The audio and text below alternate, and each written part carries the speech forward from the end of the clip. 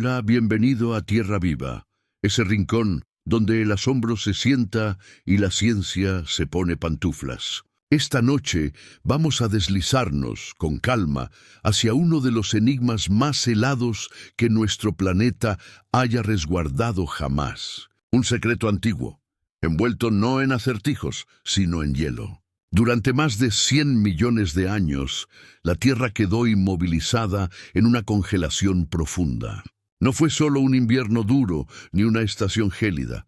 Fue una quietud global, con glaciares llegando hasta el Ecuador y mares sellados por el hielo. Imagínalo, un mundo tan frío que el océano parecía vidrio y el cielo contenía la respiración. Pero antes de pisar de puntillas aquel capítulo congelado de la historia terrestre, puedo preguntar algo. ¿Desde dónde nos escuchas esta noche? ¿Cómo está el clima en tu rincón del mundo? ¿Nieva, llueve? Tal vez el aire tibio roza tu piel, o quizá estás abrigado, como nuestros antepasados. Ojalá con calcetines mejores. Si este tipo de viaje te reconforta, te intriga, o simplemente te ayuda a limar los bordes del día, darle me gusta o suscribirte sería de gran ayuda. Permite que otros también encuentren este espacio pequeño de calma, donde el sueño se cruza con la ciencia y el universo se despliega, un pensamiento sereno a la vez. Ponte cómodo. Suaviza la respiración. El día terminó y ahora solo estás tú, esta voz y una pregunta más antigua que el propio hielo. Porque en algún rincón del archivo del pasado de la Tierra hubo una era tan extraña y severa que algunos científicos dudaron de que la vida pudiera sobrevivir. Pero lo hizo, y esta noche vamos a descubrir por qué. Esta es la historia de la Tierra bola de nieve, un tiempo remoto en el que el planeta se congeló casi hasta volverse irreconocible. Glaciares en el Ecuador, capas de hielo de cientos de metros. Y aún así, en alguna parte, de algún modo, la vida persistió. ¿Cómo ocurrió? ¿Qué puede enfriar un mundo entero durante 100 millones de años? Y aún más enigmático, ¿qué lo devolvió al calor? La historia de Snowball Earth no arranca con glaciares, fósiles ni teorías. Comienza con una brújula, o mejor dicho, con una brújula que parecía no comportarse del todo bien. En los años 60, un grupo de geólogos hacía lo que suelen hacer: golpear rocas en esos sitios a los que casi nadie iría de vacaciones. Esta vez estaban en el extremo norte de Australia, en afloramientos antiquísimos, silenciosos por cientos de millones de años y cubiertos de polvo, esperando. Lo que hallaron desafiaba la lógica. Rocas formadas claramente en ambientes tropicales, finas láminas de sedimento, típicas de aguas someras y cálidas, estaban magnetizadas de un modo que contaba otra historia. Inclinadas, desalineadas, los granos de hierro incrustados, minúsculas agujas de una brújula geológica congelada en el tiempo, apuntaban no hacia antiguos trópicos, sino hacia los polos. Para cualquiera habría sido un fallo, una casualidad. Para ellos una migaja. El inicio de una pregunta tan audaz que rozaba la ciencia ficción. ¿Y si esas rocas sí se formaron cerca del Ecuador, mientras la Tierra entera estaba congelada de polo a polo? No quedó ahí. Señales parecidas surgieron en África, Canadá, China y en sedimentos glaciares donde jamás debió llegar el hielo. Dropstones, guijarros grandes transportados por icebergs y soltados sobre lodos finos al derretirse el hielo. Hallados en antiguos mares tropicales. De pronto la evidencia dejó de ser sutil. Estaba por todas partes, como si el planeta hubiese estado enfundado en una coraza de hielo. Un mundo entero hibernando. Los científicos bautizaron la idea Tierra bola de nieve. No como metáfora, sino como propuesta literal. Hace cientos de millones de años, los océanos pudieron quedar cubiertos por una gruesa piel de hielo, no solo en los polos, sino hasta el Ecuador. Nada de mar abierto, ni selvas, ni mareas suaves, rompiendo en playas soleadas, solo blanco, en todas direcciones. ¿Cómo pudo pasar? Como un planeta que hoy oscila entre climas de playa y ventiscas, terminó atrapado por el frío total. Y más desconcertante aún, ¿cómo salió de allí? Para entenderlo, no miremos primero el hielo, sino la forma en que se desentrañó el rompecabezas y la imagen que se reconstruyó pieza a pieza como un sueño recordado por fragmentos. Las agujas de la brújula fueron el inicio. Luego, geólogos profundizaron en la química de las rocas, en sus isótopos, en capas sobre capas sedimentarias que quedaban como páginas de un libro olvidado. Una pista llevó a otra. Firmas isotópicas, proporciones de carbono y oxígeno narraban oscilaciones climáticas salvajes. Los minerales presentes susurraban condiciones de congelación. Pero las revelaciones más potentes vinieron de un lugar inesperado, Namibia. En el desierto del Namib, donde el aire es seco y el suelo se desgrana al paso, aflora el grupo Otavi, una formación que se extiende cientos de kilómetros y que en ciertos puntos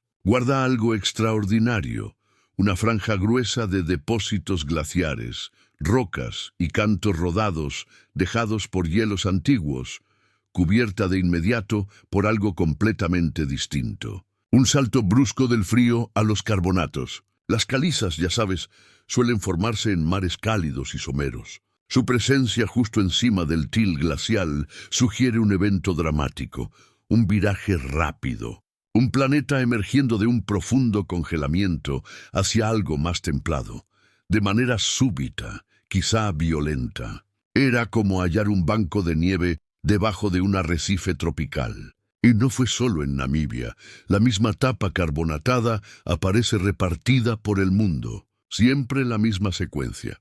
Restos glaciares seguidos por señales de calor. El cuadro era inquietante. La Tierra no solo se congeló, también se descongeló con rapidez, pero no corramos. Antes del deshielo vino la congelación. Y la ruta hacia ese estado helado probablemente empezó mucho antes de que el hielo mandara. A finales de la década de 1990, un equipo con Paul Hoffman, Harvard, y Daniel Schrag se propuso recomponer el rompecabezas global. No fueron los primeros en sospechar una glaciación planetaria, pero aportaron algo nuevo, un mecanismo, un modelo y la disposición a contemplar lo improbable. Su trabajo enfocó las miradas en las glaciaciones Sturtiana y Marinoana, dos enormes edades de hielo ocurridas hace 720 y 635 millones de años, durante el período criogénico, nombre que, y con precisión significa nacimiento frío, una época en la que los continentes vagaban, la atmósfera cambiaba y la vida, tal como era, se aferraba al océano en películas microscópicas. No existían árboles, ni pájaros, ni mamíferos. La tierra desnuda era azotada por el viento. En los mares reinaban sobre todo organismos de un solo cuerpo y extrañas criaturas de cuerpo blando. Era un mundo silencioso.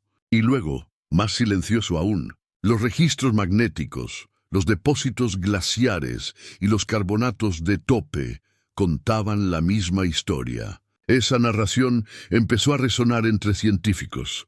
La Tierra parecía guardar el recuerdo de un tiempo en que la luz se apagaba, la temperatura caía y el planeta se replegaba sobre sí mismo como una linterna cubierta de nieve. Pero la memoria, y más la memoria de un mundo, es enrevesada. Las rocas no hablan en voz alta, susurran, insinúan, guardan pistas igual que un lago helado esconde secretos bajo su superficie. En las montañas Mackenzie, en Canadá, hay una secuencia de casi 1 kilómetro de espesor compuesta íntegramente por sedimentos glaciares de aquella época.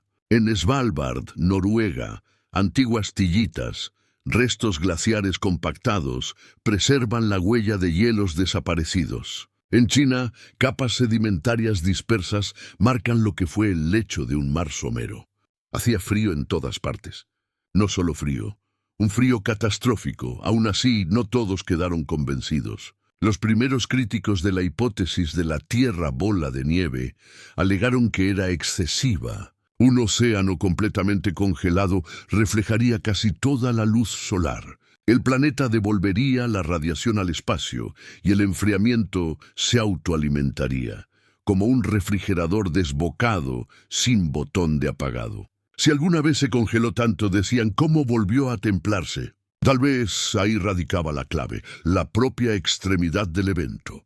Quizás la Tierra tenía una salida nada elegante pero sí poderosa para romper el ciclo. Sin embargo, antes de hablar del deshielo, hay que entender que inició el frío. Y para eso no basta con rocas y brújulas. Hay que mirar a un planeta siempre al borde del cambio, donde luz, química, biología e incluso volcanes bailan una coreografía interminable que, al menos una vez, llevó al mundo a la quietud. Antes del gran congelamiento, el cambio ya estaba en marcha. No de golpe, sino con movimientos lentos y sigilosos, de esos que solo se aprecian al alejarse tanto como para que cordilleras enteras parezcan pinceladas y los océanos se muevan como tinta sobre un mapa en proceso. Imaginemos la Tierra hace unos 750 millones de años, a finales del Proterozoico. Era aún un planeta joven, con miles de millones de años a cuestas, que ya había sobrevivido al caos. La corteza se había enfriado, los océanos se habían formado y la vida, en su versión más simple, se había afianzado. Pequeña, obstinada, callada, mayormente bacterias, mayormente a la deriva. Por encima de las olas, el paisaje nos resultaría extraño, sin árboles, ni flores, ni aves. Tierra desnuda, piedra antigua modelada por la erosión, el vulcanismo y el incansable pulido del viento. Ríos serpenteando sobre llanuras vacías. En el cielo ningún canto, solo nubes cruzando el azul. Si caminaras allí, escucharías viento y agua. Quizá el silbido lejano de respiraderos volcánicos. Bajo tus pies, el crujido de polvo más viejo que la memoria. Y sin embargo, bajo ese silencio, la vida se agitaba. En los océanos, organismos unicelulares empezaban a ensayar algo extraordinario: cooperación. Algunos formaban colonias, otros desarrollaban complejidad interna. Los antepasados de plantas, animales y hongos flotaban como motas de posibilidad. Los primeros pasos hacia la multicelularidad, quizá el salto biológico más audaz desde el origen de la vida, recién empezaban a perfilarse. Nadie sabía lo que venía. ¿Cómo podrían? Mientras tanto, los continentes avanzaban sin descanso. Con el paso de millones de años, grandes masas terrestres se reunieron en un supercontinente. Rodinia, su nombre evoca dar origen. No fue el primero, ni sería el último. Pero su configuración resultó crítica. La forma en que agrupó la Tierra, su cercanía al Ecuador y su exposición a la meteorización pudieron inclinar la balanza hacia la catástrofe. Cuando hay continentes en latitudes tropicales, ocurre algo interesante. El aire cálido y húmedo dispara lluvias intensas, y esas lluvias desgastan la roca expuesta. Puede sonar menor, pero químicamente es enorme. Al meteorizarlas, la descomposición de rocas silicatadas consume dióxido de carbono de la atmósfera. El carbono no desaparece, viaja al mar y queda atrapado en sedimentos. A escalas largas, ese proceso funciona como un termostato planetario. Más erosión, más retirada de CO2. Y menos CO2 significa menos efecto invernadero, menos calor. A medida que Rodinia se erosionaba, el cielo se limpiaba. El planeta se enfrió poco a poco, grado a grado. Aunque los volcanes seguían aportando CO2, el equilibrio empezó a inclinarse. Durante cientos de miles, incluso millones, de años, la atmósfera fue perdiendo gases de invernadero. Y entonces algo cambió. El detonante final sigue en debate. Quizá el desgaste persistente. Quizá un sol aproximadamente un 6% más tenue que el actual. Tal vez un bucle de retroalimentación del que la Tierra no podía salir con facilidad.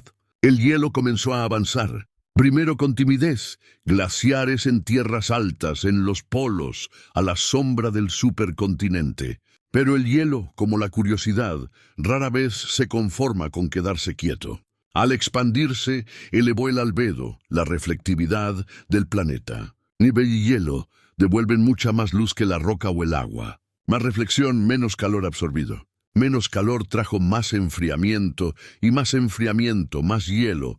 Había arrancado un bucle de retroalimentación peligrosísimo. Al final, el hielo alcanzó los océanos, y no se detuvo. Bloques ásperos derivaban a través de mares tropicales. Las glaciaciones se abrieron paso por paisajes ecuatoriales, y aún así, la capa helada siguió engrosando. La temperatura cayó en picado.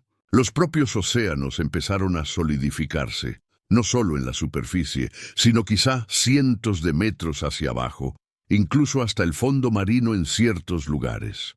Sin agua abierta, sin oleaje, solo un mundo sellado en blanco. Se estima que, en muchas regiones, la superficie descendió hasta unos 50 grados. Los trópicos, hoy sinónimo de selvas y sol, pudieron permanecer apenas por debajo del punto de congelación, lo suficiente para conservar hielo todo el año. Hasta el aire cambió, seco, cortante, quieto, y aún así no era un mundo muerto. Bajo el hielo algo resistía. Los océanos no se congelaron por completo, no del todo. El calor geotérmico del interior terrestre probablemente mantuvo líquidas las aguas profundas. En el lecho marino, la actividad volcánica burbujeaba y resoplaba, liberando calor y nutrientes. En la oscuridad, la vida microbiana persistió.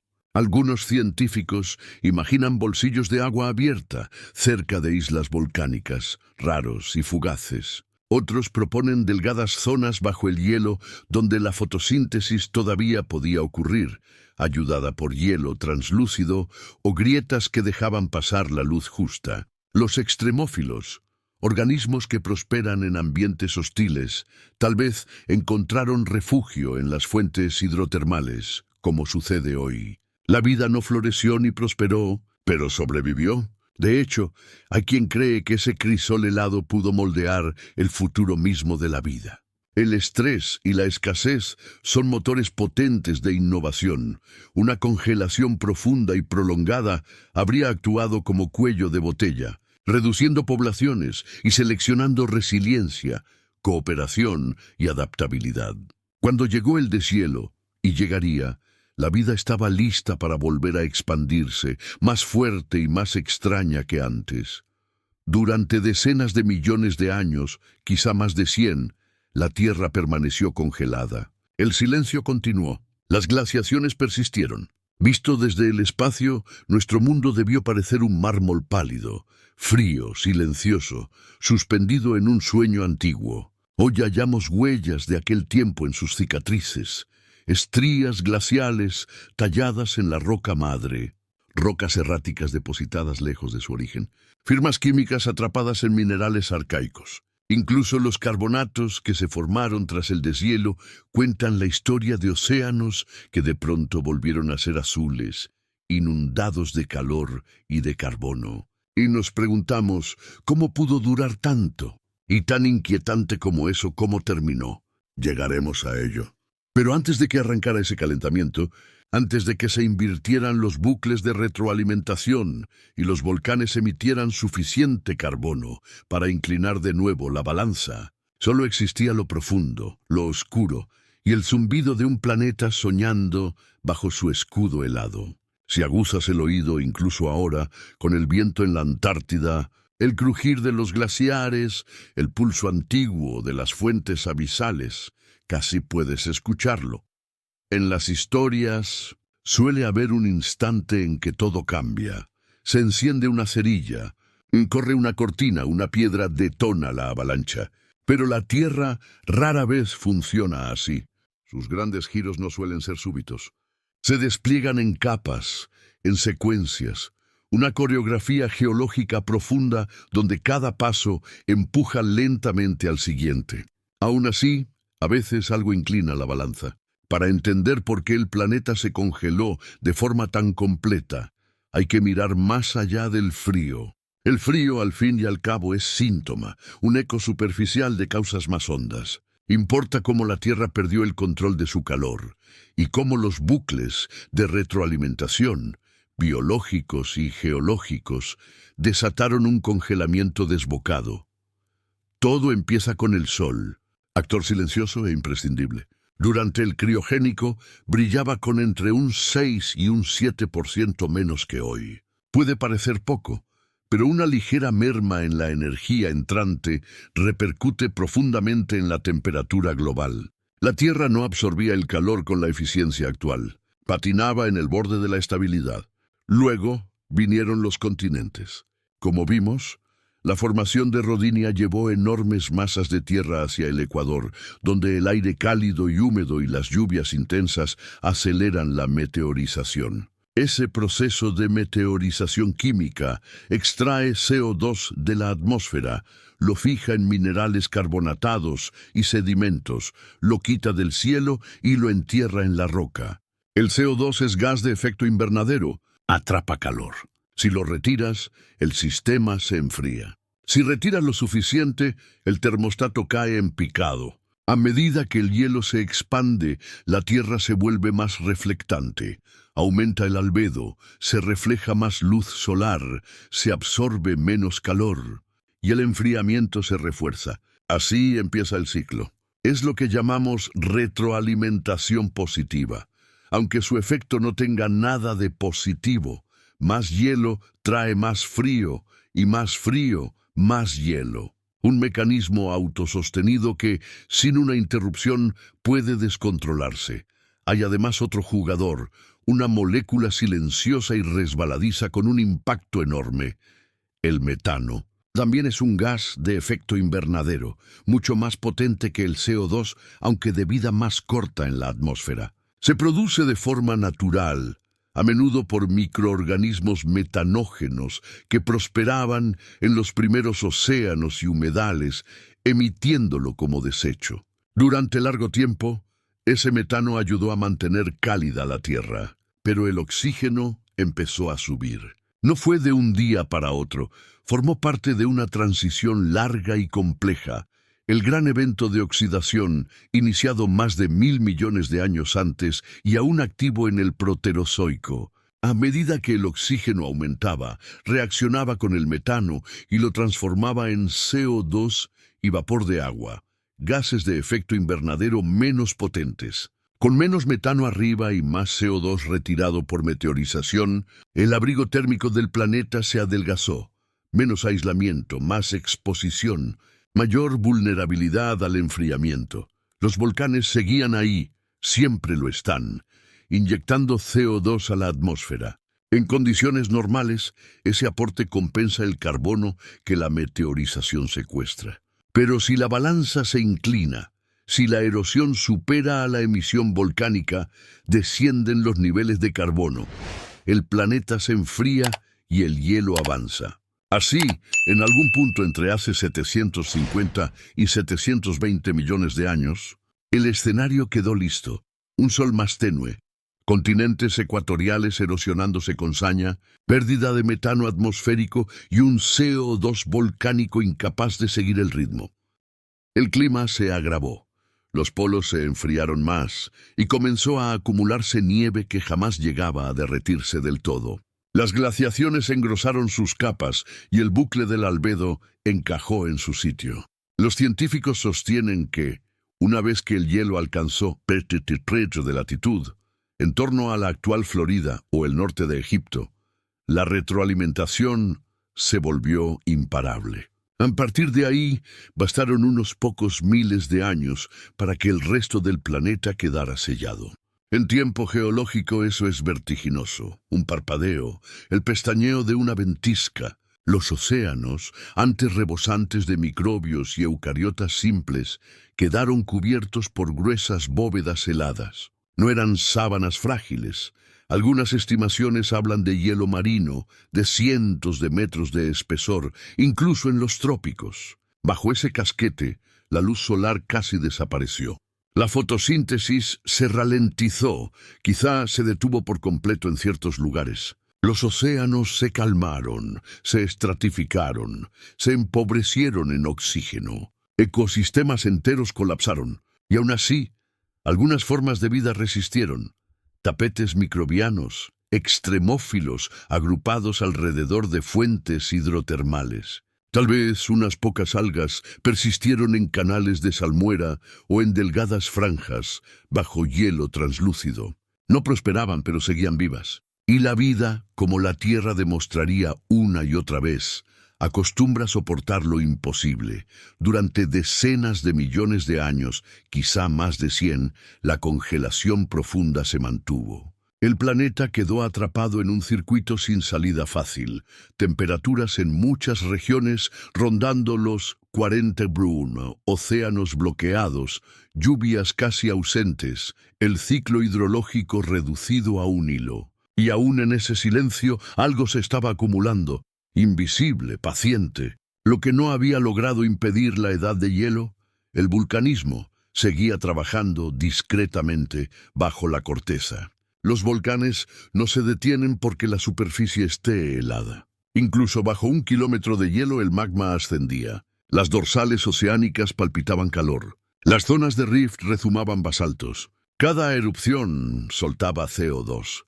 He aquí el truco. Con mares sellados y continentes bajo hielo, los sumideros de carbono habituales casi no funcionaban. La erosión se detuvo. No había tormentas que arrastrasen carbono a los ríos, ni suelos expuestos reaccionando con minerales. Los depuradores geológicos estaban fuera de línea. Así, el CO2 comenzó a acumularse lenta y constantemente, año tras año, erupción tras erupción. Sin a dónde ir, los niveles subieron más que en cientos de millones de años, como una olla a presión con la tapa bien cerrada. Con el tiempo, ese abrigo invernadero empezó a notarse. El hielo seguía reflejando la mayor parte de la luz solar, sí, pero el CO2 atrapa el calor infrarrojo. La radiación que rebota en la superficie queda retenida y, una vez superado cierto umbral, el equilibrio vuelve a inclinarse. El gran congelamiento no terminó de golpe, pero sí con rapidez geológica. Los modelos sugieren que, al superar concentraciones quizá 100 veces superiores a las actuales, el efecto invernadero se disparó. El planeta comenzó a descongelarse. El hielo retrocedió. Los glaciares se agrietaron. Y los océanos, sellados durante tanto, respiraron otra vez. Entonces ocurrió algo extraordinario. ¿Recuerdas esas capas tapa de carbonatos, rocas tropicales depositadas justo sobre til glacial? Se formaron en ese instante. Al derretirse el hielo, quedaron cantidades inmensas de CO2 en atmósfera y océano. La entrada súbita de luz y calor desencadenó reacciones rápidas. Los carbonatos precipitaron fuera del agua, alfombrando el fondo marino con estratos que hoy son señales del deshielo. La Tierra, aquella canica congelada, volvió a verse azul, pero la historia no acabó con el derretimiento. En cierto modo, apenas empezaba. No fue solo un fenómeno climático, fue un reinicio. Los ecosistemas habían sido arrasados, la química atmosférica alterada, y la vida, sostenida por un hilo durante millones de años, recibió la oportunidad de reinventarse. El oxígeno empezó a aumentar de nuevo. La erosión se reanudó.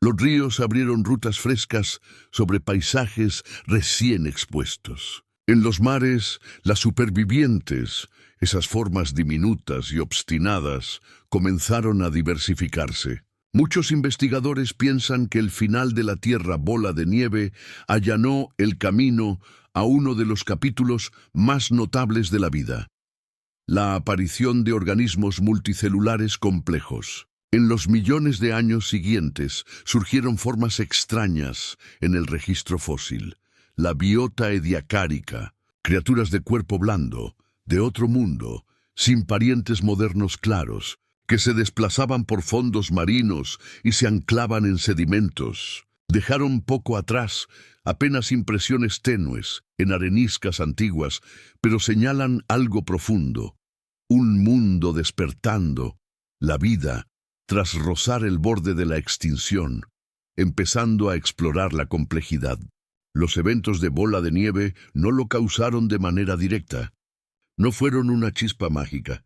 Limpiaron el tablero, cambiaron las reglas, y en el sosiego templado posterior al deshielo, la vida aprovechó la ocasión. Desde ahí, el reloj evolucionario avanzó primero despacio, luego más veloz. Hace unos 540 millones de años estalló la explosión cámbrica, llenando los mares de trilobites, gusanos, vertebrados primitivos y los ancestros de casi todos los grandes grupos animales actuales. Bajo ese florecimiento yace el recuerdo del hielo, sus cicatrices, su silencio, y los hilos frágiles de supervivencia que guiaron la vida a través de 100 millones de años congelados.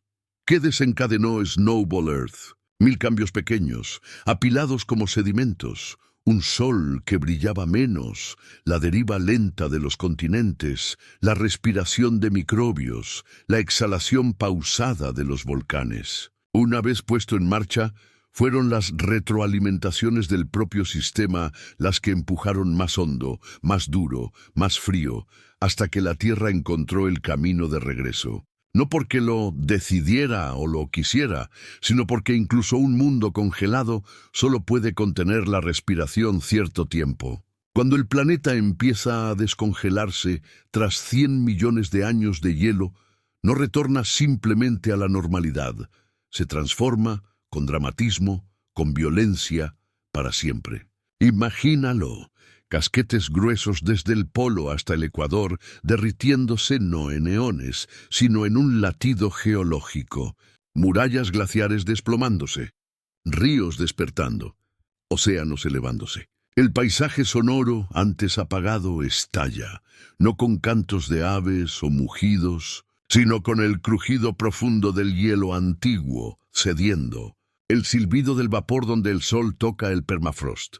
El estruendo de deslizamientos que redibujan costas que no veían el aire libre desde milenios. Y bajo ese telón teatral actúa algo más poderoso, una cadena invisible de reacciones químicas. Al retroceder los glaciares, no solo liberan agua, dejan al descubierto roca desnuda, superficies que no habían mirado al cielo en millones de años. Y con la exposición llega la reacción. El agua roza los minerales, la luz del sol se encuentra con los nutrientes y de pronto la lenta respiración del planeta vuelve a ponerse en marcha. Ese nuevo aliento llega cargado de carbono. La prolongada exhalación volcánica de la era bola de nieve había dejado el CO2 en cotas asombrosas. Los modelos indican que el dióxido de carbono atmosférico pudo superar las 10.000 partes por millón, más de 25 veces los niveles actuales. Y como aún no existían plantas que lo fijaran, permaneció allí, espesando el aire como una manta de lana sobre un convaleciente. El resultado fue calor. Un calor intenso, transformador, a escala global. No solo se derritieron los glaciares remanentes, el sistema climático quedó sobrecargado. Las lluvias regresaron con fuerza, excavando canales en sedimentos recién expuestos. Los monzones quizá azotaron los trópicos. En ese mundo turbulento, los nutrientes se derramaron. A medida que los glaciares arrasaban los continentes, pulverizaban la roca en un fino polvo rico en minerales. Al llegar al mar, ese polvo actuó como fertilizante. Fósforo, hierro y otros elementos clave inundaron la capa superior del océano, justo donde la luz volvía a penetrar. Los microbios, antiguos sobrevivientes de las profundidades, respondieron. El fitoplancton floreció. Algas simples que habían quedado latentes o mermadas durante el hielo se multiplicaron. Se alimentaron de esos nutrientes, fotosintetizaron con furia y en el proceso comenzaron otra vez a transformar la atmósfera. Con cada pulso de luz capturado liberaban oxígeno. Y a medida que crecían las poblaciones, crecía su impacto. He aquí una de las paradojas de la Tierra bola de nieve. Un planeta casi esterilizado por el hielo pudo volver más verde, más rico, más vivo que antes. El resurgir, sin embargo, no fue sencillo. Trajo aristas y desequilibrios. Al aumentar el oxígeno, comenzó a interactuar con un océano que recientemente había perdido ese mismo oxígeno. Durante la fase de congelación global, gran parte del mar se volvió anóxica, carente de O2, debido a la fuerte estratificación, aguas frías y densas abajo, sin mezcla ni agitación. Microorganismos adaptados a las profundidades tomaron el control. Algunos producían sulfuro de hidrógeno, un gas tóxico. Cuando el hielo se retiró y volvió la circulación superficial, esas aguas profundas ascendieron, llevando su química consigo. En lo que algunos describen como un reflujo tóxico, grandes cantidades de H2S pudieron liberarse en aguas someras e incluso en la atmósfera. El resultado habría sido letal para muchos organismos recién recuperados. A este tipo de episodio se le llama euxinia, y hay indicios, en isótopos de azufre y sedimentos antiguos, de que ocurrió varias veces en la historia de la Tierra, incluso justo después del fin de la bola de nieve. Así, cuando la vida empezaba a levantarse, pudo ser derribada de nuevo. Pero siempre quedaba algo, y cada vez los supervivientes añadían un poco más de complejidad. Poco a poco, los bucles de retroalimentación empezaron a invertirse. La meteorización de roca recién expuesta comenzó a reducir el CO2. El carbono acumulado durante millones de años de vulcanismo fue arrastrado al mar y almacenado otra vez en sedimentos. Las temperaturas atmosféricas descendieron suavemente, de forma gradual. Los vaivenes extremos del mundo congelado dieron paso a una estabilidad mayor. En esa calma relativa, los ecosistemas se reconstruyeron, los océanos se volvieron productivos, el oxígeno se estabilizó, los ciclos del carbono reanudaron su danza lenta. Y a medida que cedían las presiones ambientales, la biología se volvió creativa. Las células forjaron nuevas alianzas, unas se unieron, otras se especializaron y, lentamente, por procesos aún solo en parte comprendidos, la multicelularidad empezó a florecer. Para muchos científicos, los episodios de congelación global actuaron como un crisol evolutivo, un filtro. No inventaron directamente nuevas formas de vida, pero generaron espacio y presión para la innovación. Tras cada helada planetaria asoman señales de novedad en el registro fósil, nuevas morfologías, nuevas estrategias, nueva vida.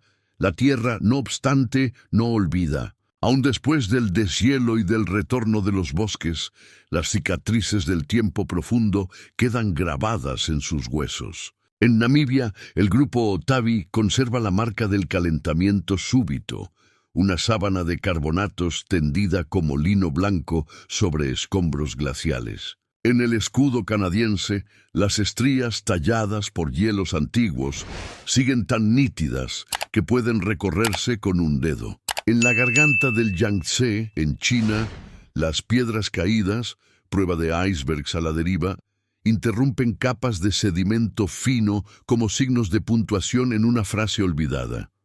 Luego está el registro químico.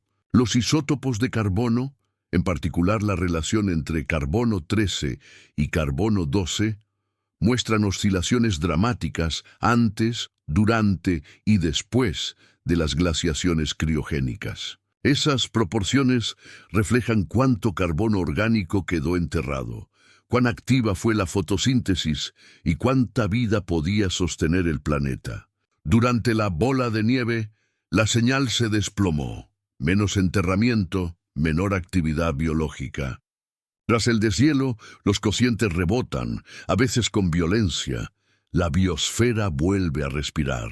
Los isótopos de azufre cuentan algo parecido, rastreando el metabolismo microbiano del azufre, clave para entender condiciones anóxicas y eusínicas. Sus cambios sugieren que después del gran deshielo, la química oceánica atravesó espasmos. Capas de vida y muerte, ráfagas de oxígeno y descensos tóxicos. No fue fácil, no fue suave, pero sí, fue una transición. Y a través de todo ello, la vida siguió ascendiendo. Quizá convenga detenernos y recordar lo extraño de todo esto. No es un mito ni una alegoría, ocurrió. Nuestro planeta, el mismo bajo tus pies, cuya gravedad acompasa tu respiración cuando te duermes, llegó a congelarse tan profundamente que el propio Ecuador fue glaciar. Y aún así, aquí estamos. ¿Qué nos deja entonces este caos gélido? Algunas réplicas son planetarias. Los episodios de Bola de Nieve transformaron el ciclo del carbono, alteraron la trayectoria de la atmósfera y prepararon el terreno para regímenes climáticos más estables. Quizá ayudaron a fijar el equilibrio que hoy disfrutamos, suficiente efecto invernadero para evitar otra helada profunda, suficiente meteorización para frenar un calentamiento desbocado. Otras son biológicas. Tras el criogénico llegó el ediacárico, un periodo de experimentación. El registro fósil empieza a mostrar grandes formas multicelulares con planes corporales extraños, discos acolchados, criaturas tubulares, tallos en forma de fronda. No son animales al uso, pero están un paso más allá de los microbios. Insinúan una biosfera que recupera el equilibrio y prueba modelos nuevos. Y hay lecciones filosóficas. Bola de Nieve recuerda que la estabilidad no es el estado por defecto. Nuestro clima, nuestros ecosistemas, la vida misma, son producto de equilibrios, no de certezas. Y los equilibrios pueden inclinarse, no de inmediato ni con facilidad, pero sí gradualmente, mediante cambios lentos e invisibles, mediante retroalimentaciones. A veces ni lo advertimos, hasta que es tarde. También enseña que la recuperación es posible. La resiliencia está honda, no solo en la biología, sino en el propio planeta. Tras una quietud inimaginable, puede volver el movimiento, la vida y el calor. Para quienes habitamos una era de CO2 en alza y hielos en retroceso, esto consuela y advierte, porque aunque la bola de nieve fue un fenómeno natural, nacido de la tectónica antigua y ciclos larguísimos, revela cuán sensible puede ser la Tierra, cómo el clima oscila no solo grados, sino épocas, cómo las retroalimentaciones pueden tejer silencio o canción. Y quizá esa sea la lección más urgente. La Tierra, por extraño que suene, ya recorrió este camino. No es el mismo congelamiento, ni los mismos bucles, ni las mismas criaturas acurrucadas bajo el hielo. Pero el patrón persiste, ascenso y caída. Larga inhalación de calor, seguida por una lenta exhalación helada. Extinción, recuperación, innovación y silencio.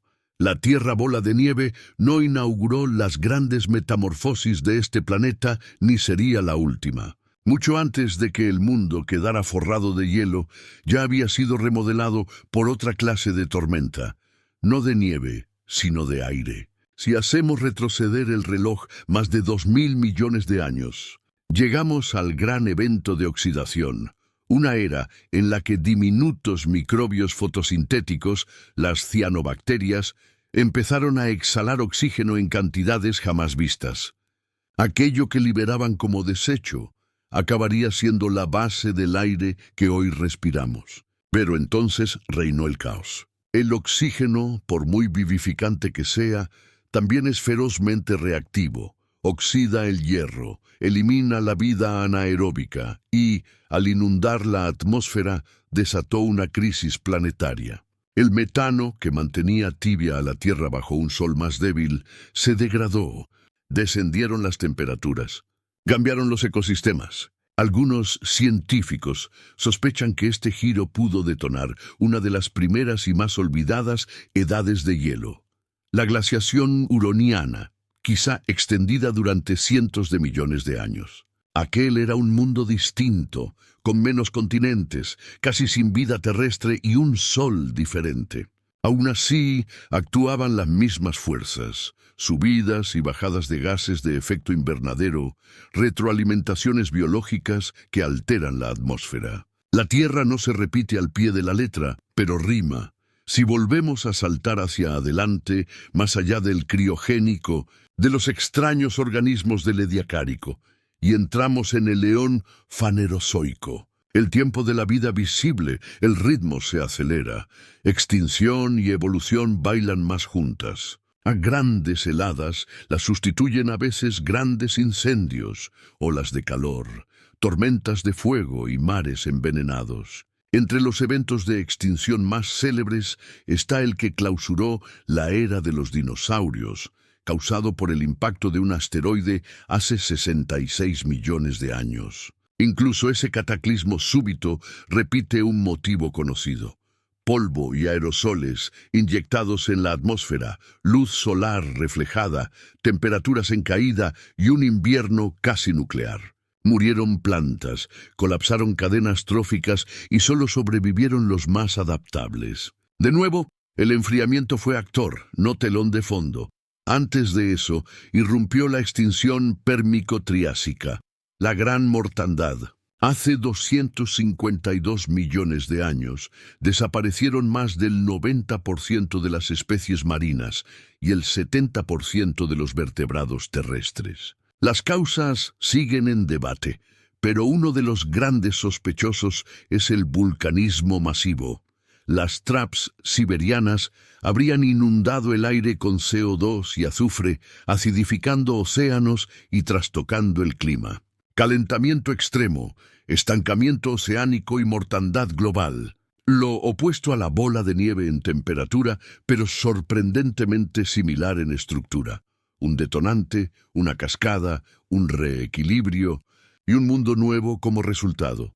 Lo que unifica estos episodios no es la forma, sino el compás. La Tierra se inclina y late entre extremos, y cada vez la vida es llevada a su límite, a veces aplastada, a veces renacida. Las heladas criogénicas son solo un verso en este largo poema del cambio planetario, pero destacan por su severidad y su tempo. Porque cuando el mundo se congeló hace más de 720 millones de años, la vida seguía siendo simple, frágil, experimental. No había animales, ni árboles, ni peces, ni plumas, y aún así persistió. Hay quien cree que esas heladas profundas prepararon a la biosfera para la complejidad que vendría. No es una idea descabellada. El estrés extremo puede acelerar la innovación. Poblaciones obligadas a vivir en grupos pequeños y aislados tienden a evolucionar rápido. La competencia se afila. La cooperación crece. Bajo presión se abren rutas genéticas que, de otro modo, dormirían. Tal vez no sea casual que tras el último episodio, Bola de Nieve, aparezcan los primeros indicios de lo que llegarían a ser los animales. Formas de cuerpo blando que se dejan llevar por el fondo marino y dejan impresiones tenues, planos fantasmales de un futuro posible. Para comprender la escala y la rareza de aquella congelación, conviene observar también lo que no volvió a suceder. Después de que terminara la glaciación marinoana, hace 635 millones de años, no hubo más bloqueos totales del planeta. Hubo edades de hielo y olas frías, sí, pero no un silencio helado que alcanzara los trópicos y estrangulara el mar. Algo había cambiado. Muchos apuntan al ciclo del carbono en evolución y en particular a la aparición posterior de plantas terrestres que empezaron a regular el planeta con mayor firmeza. Con raíces y hojas, las plantas actúan como bombas de carbono. Extraen CO2 del aire, lo almacenan en tejidos y lo fijan en el suelo, modulando el clima como ningún ecosistema previo podía hacerlo. La tectónica también pesó. La configuración de los continentes moldea corrientes oceánicas, patrones climáticos y distribución del hielo. Tras la desintegración de Rodinia, surgieron y cayeron nuevos supercontinentes, Gondwana, Pangea, Laurasia, cada uno inclinando el equilibrio a su manera. Parece que la Tierra se volvió más capaz de evitar otra congelación total, pero la posibilidad nunca desapareció. Y el recuerdo quedó grabado en las rocas, en los isótopos y en los genes de quienes sobrevivieron. Quizá lo más revelador de estudiar la bola de nieve no sea solo lo que dice del pasado, sino lo que sugiere sobre el vínculo entre la vida y la catástrofe. Tendemos a imaginar la extinción como un final. A veces es un giro brusco, duro, implacable, pero giro al fin. Antes de la bola de nieve, la vida parecía conformarse con flotar y permanecer pequeña. Después empezó a subir, no de inmediato ni de forma inevitable, pero sí de manera constante.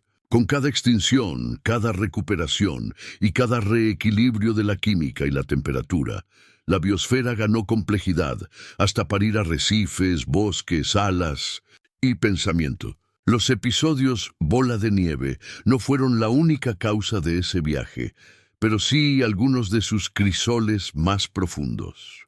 Nos recuerdan que la Tierra no es un mundo estático, que lo que damos por hecho, estaciones templadas, aire respirable, océanos abiertos, no son estados permanentes, sino equilibrios negociados, sostenidos por hilos invisibles de geología, biología y luz solar. También que crisis no equivale siempre a colapso. Bajo el hielo, a oscuras, sin sol ni superficie, la vida encuentra un camino, y cuando llega el deshielo, por tardío o violento que sea, a menudo emerge más extraña, más fuerte y más asombrosa. Desde las bacterias antiguas que oxigenaron el cielo hasta los microbios que resistieron el frío y las formas de cuerpo blando que recorrieron los mares postglaciales, cada una llevó consigo la memoria de la catástrofe, no como carga, sino como plano. Tal vez nosotros también. Cuando la Tierra se congeló hace más de 700 millones de años, no había nadie mirando. Nadie para trazar el primer hielo rozando el ecuador, ni para escuchar el silencio cuando la última ola quedó inmóvil bajo el casquete marino. No había ojos ni oídos, ni historias. Llegarían después, y nacerían no en océanos helados, sino en desiertos, en montañas, en crestas de roca abiertas por el tiempo y la curiosidad. Si la Tierra guarda su memoria en piedra, era cuestión de tiempo que alguien aprendiera a leerla. La historia humana de la Tierra Bola de Nieve no arranca con una gran teoría, sino con preguntas, dudas nacidas en el trabajo de campo, al azar, de gente plantada frente al viento, entornando los ojos ante las rocas y preguntándose por qué algo no cuadraba. Uno de ellos fue Brian Harland, geólogo de Cambridge. En los años 60, mientras examinaba depósitos glaciares en Svalbard, bien arriba del círculo polar ártico, advirtió algo extraño. Aquellas rocas parecían moldeadas por glaciares, pero los datos magnéticos, la orientación de diminutos minerales de hierro congelados en la piedra, sugerían que, al formarse, habían estado cerca del ecuador. Al principio, la idea despertó escepticismo. Sonaba absurdo, glaciaciones en los trópicos. ¿Cómo sería posible? Seguramente la señal estaba alterada. Tal vez las rocas se habían movido. Quizá el paleomagnetismo engañaba. Pero los datos resistieron, y Harland no estaba solo. En Australia se halló evidencia similar. Sedimentos glaciares en zonas que habían sido tropicales. Lo mismo en África, en China, en Canadá. No era un afloramiento aislado ni una anomalía puntual. Era global. La Tierra había dejado un acertijo y, de pronto, la gente empezó a notar que estaba escrito en varios idiomas. El término Tierra Bola de Nieve tardaría décadas en acuñarse, pero las piezas ya se estaban recogiendo. Sedimentólogos estudiaban la textura de las tillitas, rocas mal clasificadas, amasadas por el hielo. Paleomagnetistas reconstruían posiciones continentales a partir de la alineación de minerales en antiguos flujos de lava. Geoquímicos rastreaban isótopos en busca de huellas sutiles de una catástrofe climática.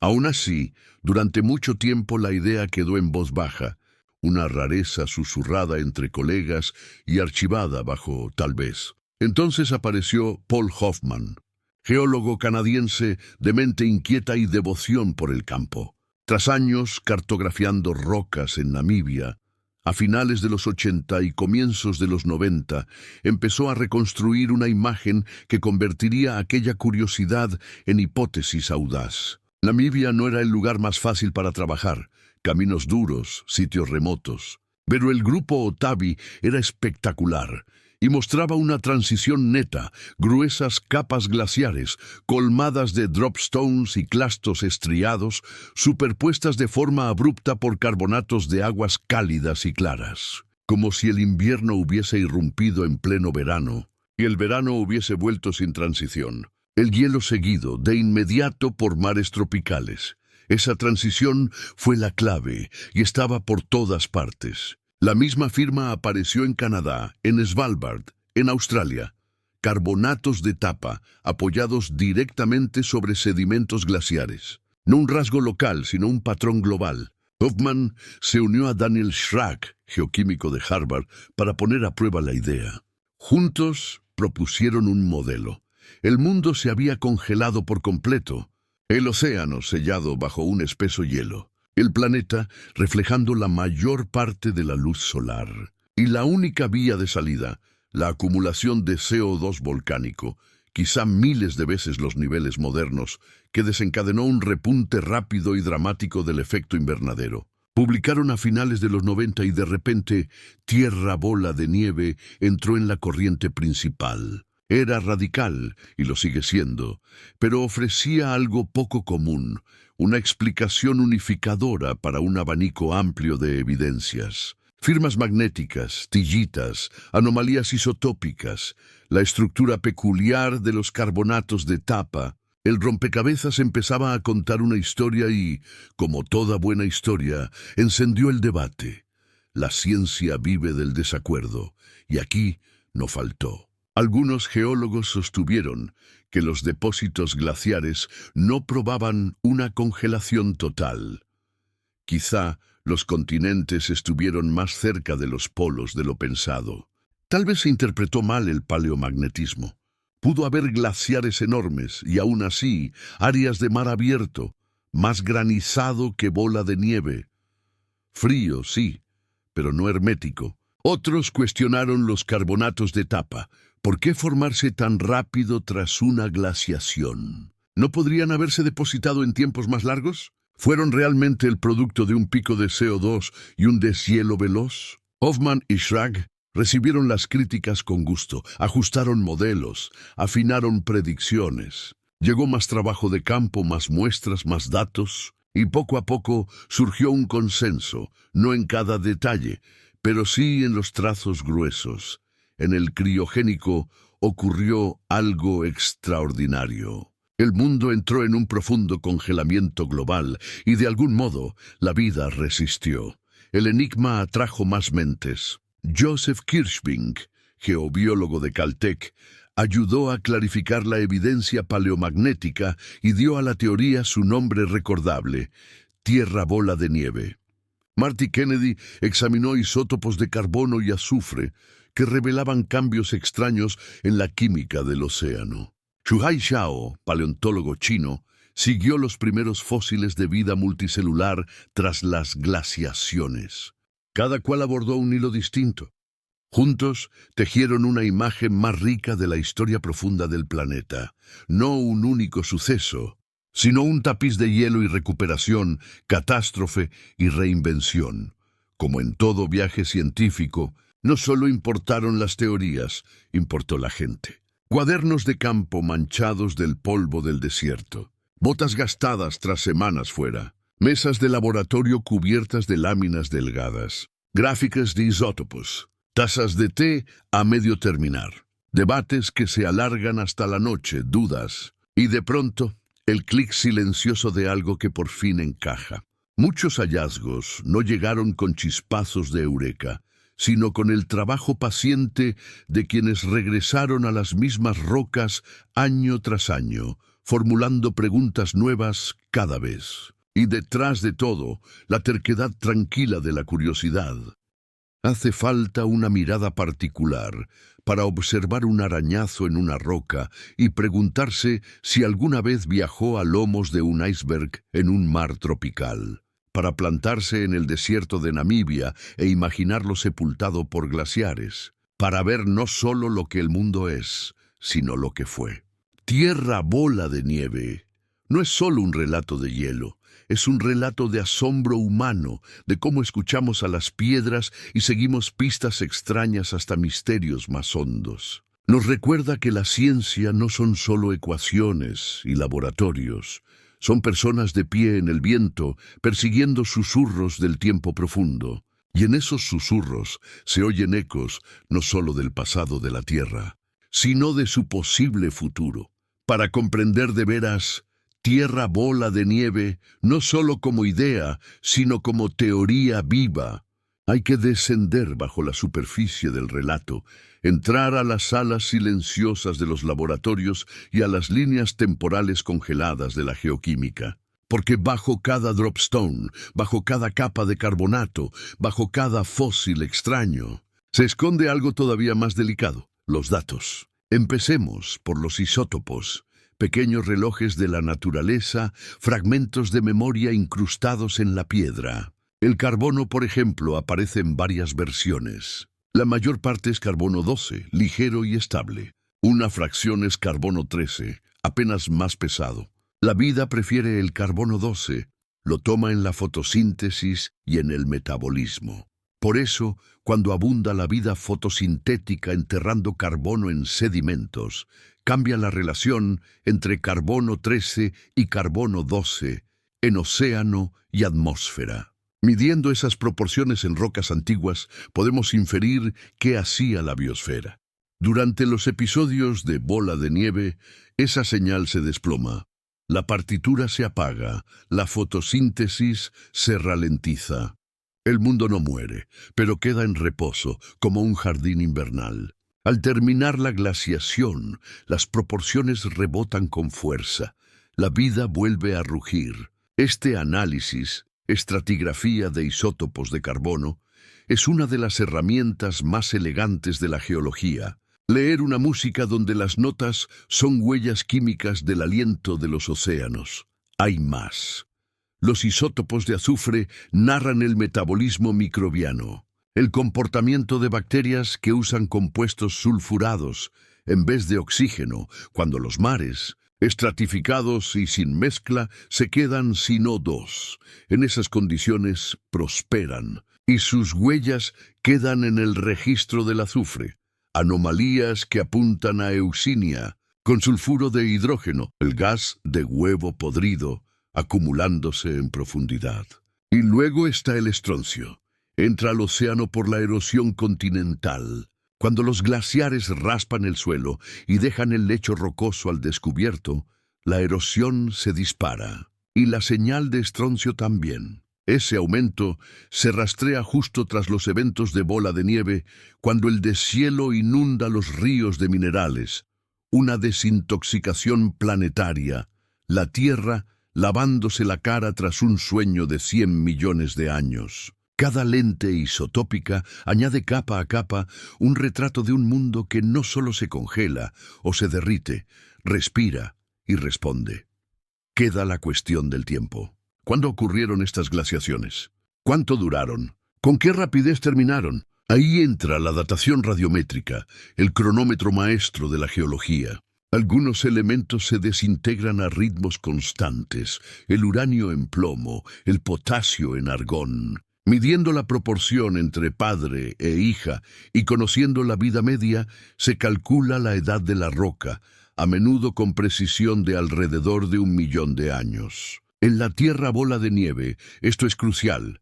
Fija comienzos y finales, duraciones, y permite correlacionar continentes. Si un depósito glacial en Namibia data igual que uno en Australia, y ambos yacen bajo la misma tapa carbonatada, se refuerza la idea de un evento global. Y no fue un único evento.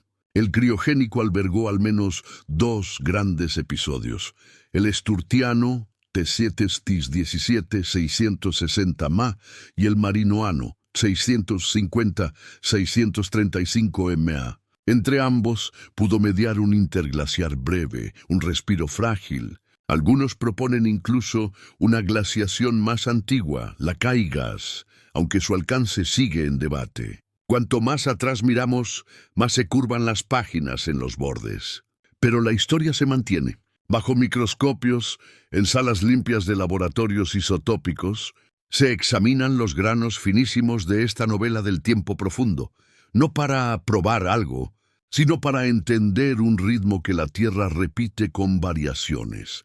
Más allá de la química y de los relojes, Están los modelos climáticos, cómo recreamos ese mundo extraño en lienzos digitales. En centros de investigación se construyen planetas matemáticos regidos por ecuaciones. Se introducen intensidad solar, composición atmosférica, circulación oceánica y albedo del hielo. Se busca el punto de inflexión, la latitud a partir de la cual el hielo invade los trópicos, y aparece, modelo tras modelo, marca que alrededor de 30 de gremo NS, la retroalimentación se vuelve irreversible. La nieve refleja la luz, el planeta se enfría más. Los océanos empiezan a sellarse, el mundo se hunde, pero los modelos también muestran la salida. La lenta acumulación de gases volcánicos durante la helada espesa la atmósfera hasta que el invernadero domina. El hielo retrocede y el ciclo se invierte. La física coincide con la química. No solo vemos el qué, también el cómo. Aún así, los misterios más hondos viven en la biología. ¿Cómo sobrevivió la vida si los océanos quedaron bajo hielo grueso, con poca luz, poco oxígeno y escasos nutrientes? Una respuesta está en los extremos. Hoy hallamos microbios prosperando en análogos de bola de nieve, bajo el hielo antártico, en bolsas de salmuera tan saladas que no congelan, junto a respiraderos hidrotermales donde el agua sobrecalentada brota del fondo, en cuevas selladas a la luz durante millones de años. Son quimiótrofos. Fabrican su energía con azufre, hierro o hidrógeno. Demuestran que la vida no necesita lujos, solo persistencia. Otros imaginan esteras microbianas adheridas al envés del hielo marino, donde algo de luz aún penetraba, o refugios de aguas abiertas cerca de volcanes submarinos y dorsales, donde el casquete era delgado o inexistente. Incluso hay evidencias de refugios glaciares, parches de tierra u océano libres de hielo por anomalías térmicas, relieve o geografía. Islas diminutas en un mar de frío. Y hay otra pista más reciente. En el registro fósil posterior al Marinoano y al Gran Deshielo, asoman organismos con señales de multicelularidad, no simples agregados de células, sino tejidos diferenciados, arquitectura organizada, complejidad. ¿Pudo la bola de nieve no solo perdonar la vida, sino esculpirla? El estrés es un motor formidable de evolución. Ante cambios drásticos y recursos escasos, adaptarse o desaparecer. Cooperar puede vencer a competir. Especializarse abre nichos. Los cuellos de botella no solo eliminan, clarifican. Tras la bola de nieve aparecen esas claridades. En la formación Doushantuo, China, fósiles exquisitamente preservados muestran embriones diminutos, divisiones celulares complejas, posibles esponjas, todo emergiendo a la sombra del gran deshielo. En Terranova y Australia irrumpen las formas acolchadas del Ediacárico, cuerpos blandos, patrones fractales, un experimento en forma y función. Y genéticamente, podemos rastrear el tiempo, los relojes moleculares, estimaciones basadas en las tasas de mutación del ADN, apuntan a que muchos linajes animales empezaron a divergir en torno a esta época. Tal vez no durante las heladas bola de nieve, pero sí poco después. Cuando el mundo se descongeló, cuando los nutrientes volvieron y el oxígeno recuperó su equilibrio, la Tierra bola de nieve, vista desde aquí, deja de ser solo catástrofe, se vuelve escenario. Un cuello de botella que se estrecha y luego se abre. Un crisol de letargo seguido por una invención desatada. La idea sigue en prueba y en debate. Para algunos, el vínculo entre glaciación y complejidad es coincidencia. La vida ya iba en esa dirección y el hielo solo la puso en pausa. Para otros, asoma un patrón más hondo. A lo largo de la historia del planeta hay un pulso de invención.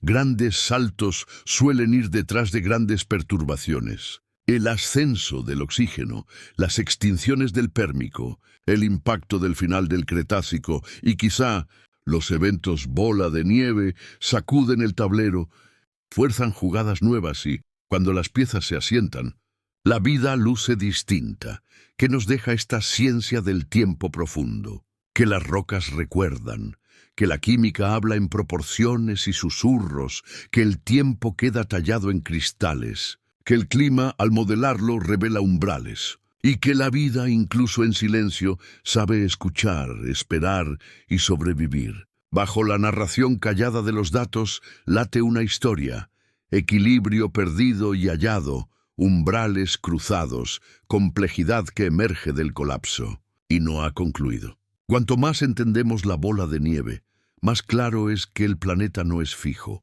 respira, experimenta, olvida y a veces se congela, y una y otra vez resuena. Cuando se derritió la última bola de nieve, el mundo no volvió de inmediato al equilibrio. Titubeó como un paciente que despierta de un coma, frágil, desorientado. El hielo desapareció en un abrir y cerrar de ojos geológico, pero los sistemas que paralizó tardaron mucho más en recordar cómo funcionar. Los océanos, por ejemplo, no recuperaron al instante sus ritmos, tras decenas de millones de años sellados, pobres en oxígeno y estratificados como una sopa quieta. Sus capas altas habían estado heladas y las profundas inmóviles. Con el tapón roto el mar respiró, pero al principio con un aliento irregular.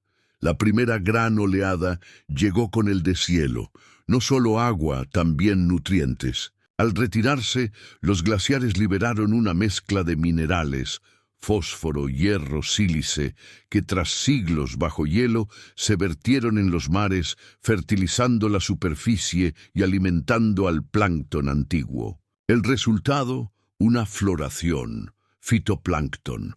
Esas diminutas células, hambrientas de luz, despertaron y se multiplicaron extendiéndose como un encaje verde por los océanos. Con ello, alteraron de nuevo la química global. La fotosíntesis consumió CO2 y liberó oxígeno. Las células muertas se hundieron, transportando carbono al fondo. La bomba biológica volvió a latir. El aire se enriqueció. El océano empezó a cambiar despacio. El oxígeno tardó en difundirse. La estratificación persistió aquí y allá.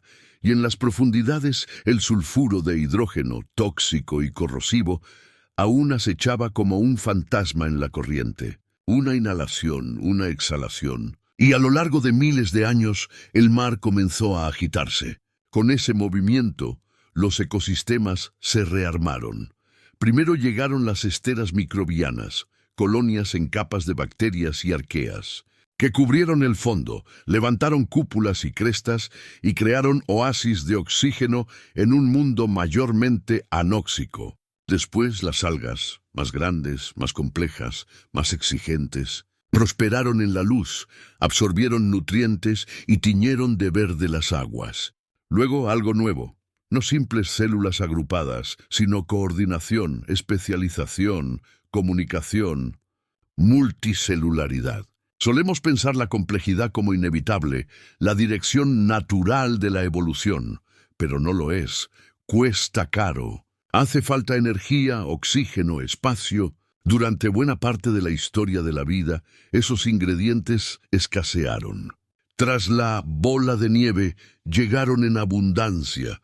El oxígeno en ascenso permitió respirar con mayor eficiencia. Los nutrientes arrojados por los glaciares sostuvieron redes tróficas más densas. En ese nicho abierto, ese vacío posglacial, la vida empezó a construirse hacia arriba. Esponjas, gusanos de cuerpo blando, criaturas con boca, intestino y movimiento. Algunos de los indicios más tempranos provienen de la formación Dou Shantuo, en China, un archivo sedimentario posmarinoano donde, bajo el microscopio, aparecen microfósiles que recuerdan a embriones animales en divisiones regulares. Otros hallazgos revelan organismos tubulares con tejidos diferenciados, no exactamente animales como los actuales, pero próximos. Surgidos apenas unos millones de años después del gran deshielo, sugieren que la mecha evolutiva ya estaba encendida, quizá incluso antes del hielo, y ahora la llama tenía espacio para arder. Mientras tanto, en lo que hoy son Australia, Namibia, Terranova y Rusia, floreció la biota del Ediacárico, frondas acolchadas ancladas al lecho, discos con surcos radiales, formas que reptaban sobre alfombras microbianas.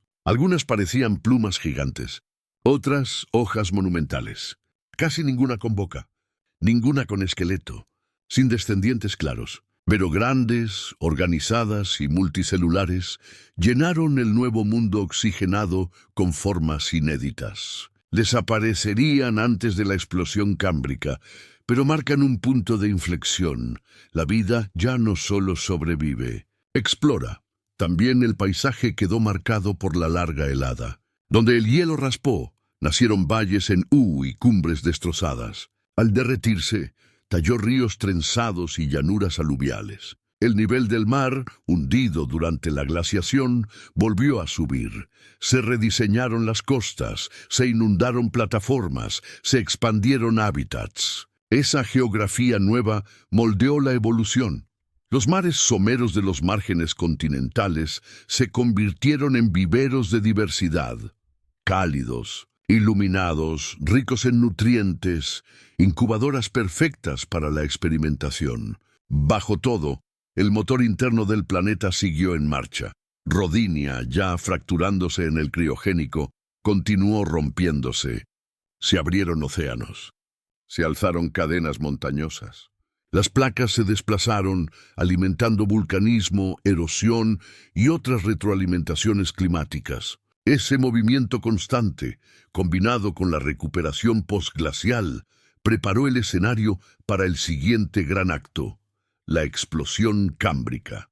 No ocurrió de la noche a la mañana. Entre el final de la bola de nieve y el estallido de diversidad animal, transcurrieron cerca de 100 millones de años de cambio lento, una larga exhalación, una recuperación planetaria paso a paso. Ese interludio, el Eddy, suele pasarse por alto, sin dinosaurios, sin dientes, sin bosques. Pero fue entonces cuando el oxígeno trepó hacia niveles cercanos a los modernos, cuando el ciclo del carbono se estabilizó, cuando los ecosistemas comenzaron a diferenciarse y cuando la genética se volvió más audaz. Los estudios genómicos sugieren que los genes de los planes corporales, segmentación, simetría bilateral, empezaron a evolucionar aquí, no a los gritos, sino en susurros. El mundo se estaba recomponiendo y también preparándose. ¿Cuáles fueron entonces las consecuencias del largo alcance de la Tierra bola de nieve? Primero, probablemente reinició el tablero evolutivo. Las biosferas previas a las glaciaciones se redujeron de forma drástica. Muchos linajes pudieron extinguirse. Otros quedaron acorralados, confinados a pequeñas poblaciones aisladas. Esa depuración, seguida de la expansión postglacial, bien pudo acelerar la innovación. Segundo, transformó los sistemas climáticos del planeta. La erosión de los paisajes recién expuestos extrajo CO2 y estabilizó el invernadero. Los océanos volvieron a mezclar sus capas, reciclaron nutrientes. Con la nueva geografía, cambiaron los patrones de nubosidad. La Tierra emergió más equilibrada, no a prueba de futuras oscilaciones, pero con amortiguadores más firmes. Tercero, alteró el estado redox del sistema Tierra, el balance entre oxidación y reducción en mares y atmósfera, con efectos sobre qué elementos estaban disponibles para la vida, qué reacciones dominaban y qué estrategias metabólicas eran favorecidas. En resumen, reescribió las reglas del juego biogeoquímico cuarto. Dejó cicatrices legibles no solo en la roca, sino también en las células, en la historia profunda escrita en el ADN. Muchos genes que coordinan la respuesta al estrés, la detección del entorno o la flexibilidad metabólica probablemente se remontan a estos periodos extremos. Y quizá lo más importante, nos recuerda que un cambio estructural, profundo, incómodo, puede desembocar en una belleza inesperada. La Tierra casi quedó congelada en silencio, y de ese silencio brotó la complejidad. Es un consuelo extraño, porque hoy habitamos otra clase de transición. no glacial, sino vertiginosa, no impulsada por la meteorización o los ciclos volcánicos, sino por nosotros, motores, emisiones y cielos alterados. Tierra Bola de Nieve no es un mapa de lo que viene, pero sí un espejo. Muestra lo que ocurre cuando se encienden espirales de retroalimentación, cuando el carbono debilita un sistema y cuando los ecosistemas son tensados. Enseña que hay recuperación, pero es lenta, irregular, impredecible. Y muestra que la vida, incluso llevada al borde, encuentra la forma de volverse otra cosa. No fue un final, fue un capítulo raro, gélido, silencioso, y el que lo siguió, lleno de color, de extremidades, de nervios y de preguntas, es el que aún vivimos. Todo empezó con hielo. A veces, cuanto más escarbamos en el pasado de la Tierra, más entendemos que poco de ese pasado está realmente terminado. La bola de nieve no es solo una historia sepultada en piedra, es un reflejo en un espejo oscuro. Aunque los glaciares criogénicos desaparecieron hace mucho, sus ecos recorren nuestro presente, no necesariamente en hielo, sino en patrones, en vulnerabilidades, en el recordatorio de que el equilibrio es prestado, no propio, y ahí deja de ser mera historia. Al imaginar un planeta sellado por el hielo, lo sentimos ajeno, desconectado de nuestras ciudades, satélites y buscadores. Pero Tierra Bola de Nieve no es fábula, es un hecho. Y nos enseña algo sencillo e inquietante. La Tierra no es fija ni estable por defecto. Es reactiva, dinámica, profundamente sensible a la química de su piel. Durante la criogenia, el planeta cayó en espiral no por un único desastre, sino por cambios sutiles encadenados. Caída del CO2, avance del hielo, aumento del albedo. Unos grados por aquí, unas partes por millón por allá, y el punto de inflexión. El bucle se autoalimenta y el mundo deviene otra cosa. Hoy alimentamos bucles similares, en sentido inverso. En lugar de perder CO2 por erosión, lo vertemos. Miles de millones de toneladas al año, desenterradas de archivos fósiles y arrojadas al cielo. El invernadero, antaño demasiado débil para templar los trópicos, gana fuerza. La atmósfera se espesa. El calor persiste. Los glaciares retroceden. La dirección cambia, el principio no. Alteras la química. El sistema responde, primero despacio y luego de golpe. Tierra Bola de Nieve recuerda que el clima no va solo de temperaturas, va de equilibrio. Sistemas interconectados que se sostienen mutuamente. Cambia uno y el resto lo sigue. El hielo marino se expande o se derrite. Las corrientes se frenan o viran. Las lluvias migran. Los ecosistemas tambalean. Del ruido emergen nuevas retroalimentaciones. Lo más inquietante es la escala temporal.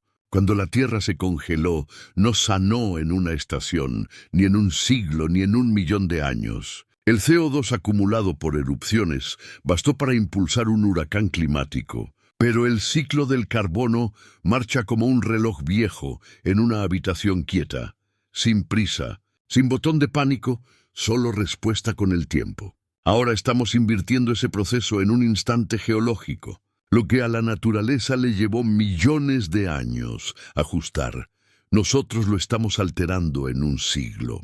El mismo carbono extraído lentamente del aire por meteorización y guardado en roca, lo estamos liberando a un ritmo que ningún sistema natural puede igualar. No es que la Tierra no pueda responder, es que no puede responder lo bastante rápido. Ese desfase es lo que vuelve al cambio climático moderno peligroso y engañoso.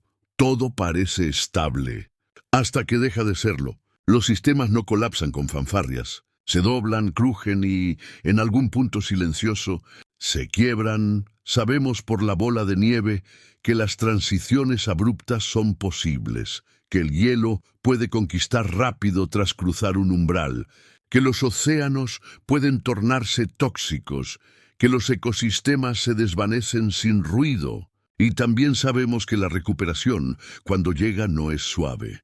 La Tierra no vuelve a como era, se transforma en algo nuevo, otro equilibrio, otra configuración. La vida se adapta o cede, Esto no significa que nos dirijamos a otra bola de nieve. No es así. El planeta se calienta, no se enfría. Pero estamos empujando el sistema. Cada emisión, cada bosque talado, cada glaciar fundido recorre la red. Aprendemos, a veces a golpes, que la biosfera no es adorno sino regulador. Los bosques capturan carbono, los océanos amortiguan calor, los humedales retienen crecidas. Si los perturbamos, alteramos los mismos mecanismos que nos sostienen cómodos. Aún así, Bola de Nieve ofrece algo más que advertencias, ofrece una esperanza sobria, no de lemas, sino de resiliencia. Lo que realmente demuestra es que la vida soporta casi cualquier cosa. Oscuridad, frío, hambre, veneno. En medio de la peor helada conocida, la vida se mantuvo, no en todas partes, no con facilidad, pero lo suficiente. Y cuando llegó el deshielo, no solo volvió, floreció. Se hizo más audaz, más compleja, más conectada. La adversidad no solo probó a la biosfera, la moldeó. Esa resiliencia forma parte de nuestra herencia. Las mitocondrias de tus células, los orgánulos que alimentan tu respiración, tu pulso, tus pensamientos, descienden de una antigua simbiosis forjada en océanos tocados por la glaciación. Los genes que guían tu desarrollo, tu curación, tus sentidos, llevan impresas huellas de supervivencias de tiempo profundo. Y quizá ahí habite el consuelo tranquilo. Venimos de sobrevivientes. Nuestros antepasados, biológicos y geológicos, atravesaron catástrofes no porque fueran invencibles, sino porque eran adaptables. Hallaron nichos, supieron esperar, cambiaron. Y nosotros, a nuestra manera, heredamos esa capacidad, no solo para aguantar, sino para responder. Hoy encaramos una crisis, no de frío, sino de calor, no de hielo, sino de aceleración. Y a diferencia de las cianobacterias y algas que afrontaron el criogénico, nosotros sabemos qué ocurre. Podemos medirlo, simularlo, prepararnos. Podemos aprender del pasado no para repetirlo, sino para superarlo. Ya entendemos qué son los puntos de inflexión, qué pasa cuando los bucles de retroalimentación toman vuelo y cuán frágiles pueden ser los sistemas, los arrecifes, los monzones, el hielo polar. Pero también sabemos que la acción importa. En el criogénico no había paneles solares, ni planes de conservación, ni una especie capaz de anticipar su propio impacto. Hoy sí, y quizá esa sea la lección más honda de Snowball Earth. El cambio es posible. Y la intervención también. Habitamos una ventana estrecha, un equilibrio delicado que podemos cuidar o romper. Somos parte del sistema, no estamos fuera de él ni por encima. Cuando miramos los grandes momentos del pasado, no vemos destino, vemos instrucciones. Un mundo antiguo, congelado en el tiempo, susurrando a través de los eones. Entiende tu planeta, respeta sus retroalimentaciones, no confundas presente con permanente. No supongas que el equilibrio es eterno. Y aún así, si la Tierra pudo sobrevivir 100 millones de años bajo el hielo, quizá también pueda sobrevivirnos, si se lo permitimos. Tal vez lo más radical sea esto, no conquistar la Tierra, sino colaborar con ella. Dejar de tratar a la naturaleza como telón de fondo y reconocerla como compañera que habla en ciclos, patrones y consecuencias. La Tierra no nos pertenece para dominarla, pero sí nos corresponde cuidarla. Y el cuidado, igual que el clima, se acumula. Mientras atravesamos este capítulo presente, frágil, entre tormenta y calma, llevamos tanto el peso como el asombro de esa historia. No somos víctimas ni amos, somos sus custodios, pasajeros breves de un viaje largo e improbable. El mismo viaje que una vez rozó un mundo mudo y helado, y salió al otro lado más cálido, más sabio, lleno de color. Así llegamos al final de una deriva larguísima. De glaciares antiguos a microbios abisales, de isótopos a embriones, del hielo a la imaginación. Caminamos juntos por un planeta que se congeló en silencio y, de algún modo, se descongeló en algo nuevo. Puede que ahora estés bajo una manta o tal vez haciendo una pausa en un rincón tranquilo. Sea como sea, gracias por quedarte, por seguir el rastro del capítulo más frío en la larga historia de la Tierra y por dejar que se despliegue despacio, una respiración cada vez. Si encuentras consuelo en estas historias, en el tiempo profundo, en las voces suaves, en la maravilla de lo que vino antes, considera suscribirte o compartir esto con alguien que necesite un poco de calma esta noche. Y si quieres, deja un comentario. Cuéntame desde dónde escuchas, cómo se ven las estrellas donde estás, o si alguna vez estuviste sobre un glaciar y sentiste su aliento pasar a tu lado. Leo cada palabra. Me ayudan a trazar los próximos pasos de este viaje. La próxima vez, en Tierra Viva, nos adentraremos en algo nuevo, quizá extinciones masivas, bosques antiguos o los secretos silenciosos de los volcanes. Sea lo que sea, lo tomaremos con calma. Por ahora, cierra los ojos si aún no lo hiciste. El hielo se ha derretido. El océano despierta. El sol amanece sobre un mundo que el tiempo volvió extraño y la supervivencia hizo hermoso. Descansa bien, viajero. Eres parte de un planeta que recuerda, olvida y vuelve a empezar. Buenas noches.